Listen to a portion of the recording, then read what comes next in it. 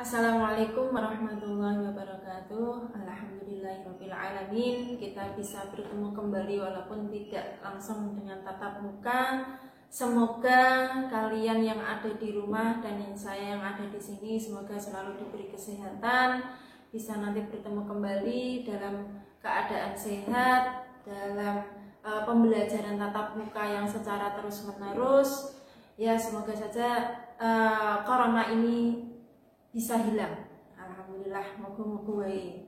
Ya, untuk pertemuan kedua ini karena kemarin kita sudah pembelajaran secara tatap muka sekali, ya. Ini kedua kali untuk pembelajaran fikih. Di sini saya akan mengulangi kembali untuk materi yang pertama, yaitu tentang konsep fikih, ibadah dan syariah dalam Islam. Kemarin saya baru menerangkan judulnya saja, belum sampai ke dalam materinya. Karena pertemuan pertama kita kenalan dulu, saya kenalan dengan kalian, kalian juga kenalan sama saya. Jadi waktu 20 menit itu sedikit. Jadi kemarin kita hanya mempelajari arti dari judulnya dulu. Sekarang kita masuk ke materinya, ya. Konsep fikih nanti ya ada macam-macam. Yang pertama tentang pengertian dan lain-lain. Ya. Terus selanjutnya di sini saya akan lanjut menerangkan yang kemarin kita pelajari bersama tentang konsep fikih. Ya, materi saya lanjutkan yang kemarin sudah saya terangkan kepada kalian tentang konsep fikih. Ya, yang syariah dan ibadah belum. Konsep fikih yang pertama di sini nanti saya akan menerangkan tentang pengertian baik secara bahasa dan istilah. Baik secara bahasa dan istilah, yang pertama bahasa dulu. Fikih menurut bahasa di sini adalah fahmun amik. Fahmun amik artinya adalah pemahaman yang mendalam tentang hukum Islam. Itu arti fikih, pemahaman yang mendalam tentang hukum Islam. Terus yang kedua, secara istilah. Secara istilah di sini ada dua pendapat dari ulama. Yang pertama adalah Imam Abu Hanifah. Imam Abu Hanifah beliau menerangkan bahwa arti dari fikih itu adalah pengetahuan manusia tentang hak dan kewajibannya. Contoh, hak manusia adalah hak berdoa. Dia mau berdoa atau tidak, ya itu haknya. Yang kedua tentang kewajiban, pengetahuan manusia tentang kewajibannya. Contohnya di sini ya sholat, zakat, puasa dan sebagainya. Itu fikih menurut Imam Abu Hanifah. Pengetahuan manusia tentang hak dan kewajibannya masing-masing. Yang kedua tentang dari Imam Al-Amidi. Beliau mengatakan bahwa fikih itu adalah ilmu tentang hukum syarak, ilmu tentang hukum Islam yang bersifat praktis, yang diambil dari dalil-dalil yang terperinci. Ya, saya ulangi. Menurut Imam Al-Amidi, beliau mengatakan bahwa fikih di sini adalah ilmu tentang hukum syarak, ilmu tentang hukum Islam yang bersifat praktis, yang diambil dari dalil-dalil yang terperinci. Dalil-dalil yang terperinci dimaksud di sini itu contoh dari Al-Quran atau As-Sunnah. Itu menurut Imam Al-Amidi. Nah, pendapat Imam Al-Amidi di sini diambil dari kitab Jam'ul Jawami. Dari karya atau yang menciptakan adalah Tajuddin As-Subhi. Jadi Imam Al-Amidi mempunyai pendapat tersebut diambil atau beliau mencari dari kitab Jam'ul Jawami tentang tentang hukum syarak atau hukum Islam yang bersifat praktis, yang diambil dari dalil-dalil yang terperinci. Dalil-dalil yang terperinci tersebut diambil dari Al-Quran maupun As-Sunnah. Nah, lanjut. Pengertian selesai. Yang kedua, ruang lingkup. Ruang lingkup dari fikih. Ruang lingkup kita bisa namai isi dari fikih. Jadi isi fikih itu apa? Isi dari fikih atau ruang lingkup fikih hanya ada dua. Yang pertama di sini adalah hablum minallah, hubungan manusia dengan Allah. Contohnya ya terutama sholat. Kita setiap hari bertemu langsung dengan Allah ya. Dengan sholat kita bertatap muka langsung walaupun kita tidak melihat Allah itu di mana. Contoh yang kedua, haji ya, dan macam-macam yang lainnya yang kaitannya hubungannya dengan manusia langsung dengan Allah. Yang kedua, hablum minan nas, hubungan manusia dengan manusia atau yang dinamakan dengan muamalah. Hubungan manusia dengan manusia atau yang dinamakan muamalah di sini ada 3 macam. Yang pertama tentang keluarga. Nah, di ilmu fikih yang pertama tentang keluarga di sini banyak hukum tentang keluarga di fikih tersebut. Contoh tentang perceraian, tentang pernikahan, ya, itu tentang keluarga. Yang kedua perdata. Muamalah yang kedua yaitu perdata. Di sini contohnya yaitu tentang warisan.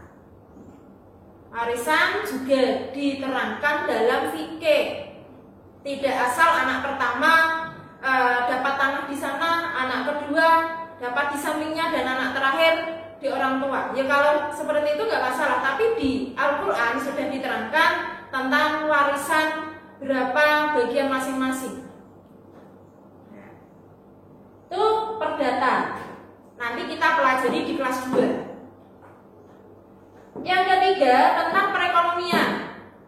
Perekonomian di sini menerangkan tentang salah satunya jual beli. Jual beli yang sah itu bagaimana? Sah terlarang, tidak sah terlarang, dan terlarang. Ada macam-macam jual beli. Terus riba juga diterangkan dalam bab perekonomian. Jadi saya ulang kembali, ruang lingkup atau isi fikih itu hanya ada 2. Yang pertama hubungan manusia dengan Allah, hubungan yang kedua hubungan manusia dengan manusia, yang mencakup ketiga ini. Ya, bisa dipahami ya anak-anak. Yang ketiga, konsep fikih yang ketiga, kita mempelajari tentang sejarah perkembangan fikih. Sejarah perkembangan fikih. Kita nanti akan mempelajari apakah fikih itu sudah ada pada zamannya Nabi atau setelahnya Nabi. Yang pertama di sini saya tulis Nabi Muhammad. Pada zamannya Nabi Muhammad, hukum Islam itu diambil dari Al-Quran langsung. Tapi kalau ada masalah-masalah yang mungkin di Al-Quran belum dijelaskan, maka kita langsung merujuk ke Nabi Muhammad. Kita tanya langsung kepada Nabi Muhammad. Makanya fikih pada zamannya Nabi Muhammad belum ada. Terus lanjut. Yang kedua ada Mu'az bin Jabal. Nah, Mu'az bin Jabal di sini adalah sahabatnya Nabi Muhammad. Ini mulai ada yang namanya fikih. Saya terangkan sebelumnya, kalau kalian masih bingung antara fikih ki kode-kode hukum, tapi kok hubungannya pada zaman Nabi Muhammad?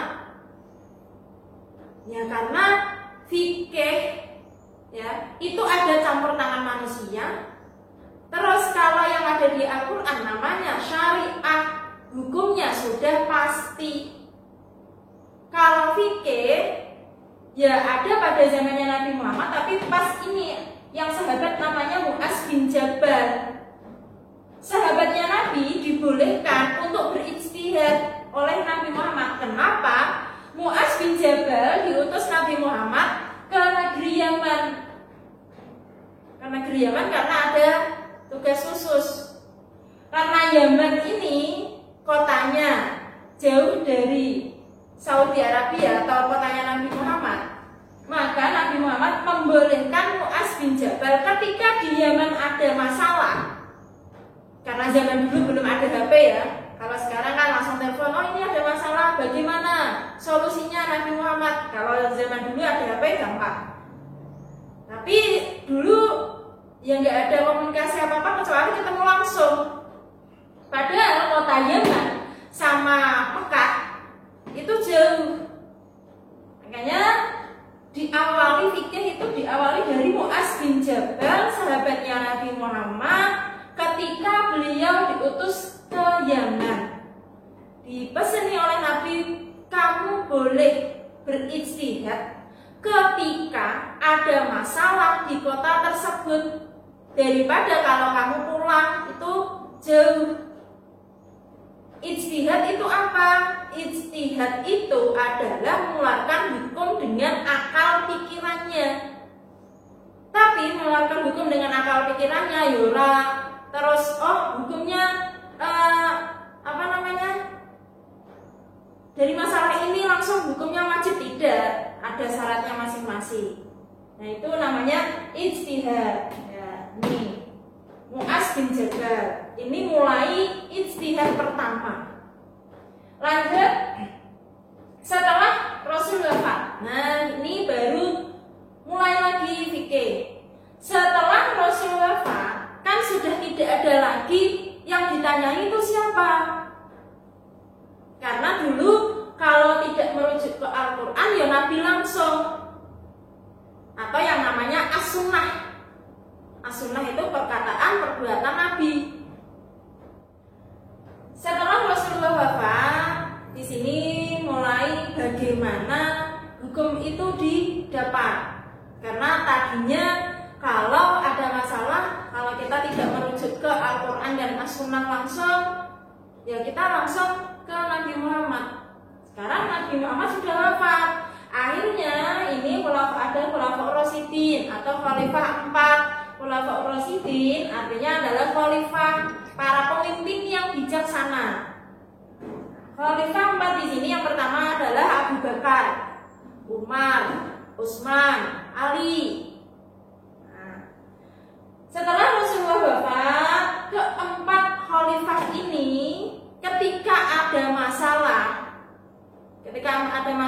di sekitarnya atau di di Mekah, mereka merujuknya ke sini. Yang pertama di sini ada ijma. Ijma itu keputusan ya keempat khalifah ini. Ketika ada masalah, mungkin bisa diomongkan oleh 4 orang ini atau yang namanya khalifah, maka mereka melakukan ijma. Ijma itu keputusan para ulama yang nantinya akhirnya keputusannya hukumnya apa. Jadi ijma ki memakai keputusan para ulama. Terus yang kedua, cara mereka mengambil hukum ketika ada masalah dengan cara kias. Kias itu apa? Kias itu menyamakan suatu hukum. Terus yang ketiga, ijtihad.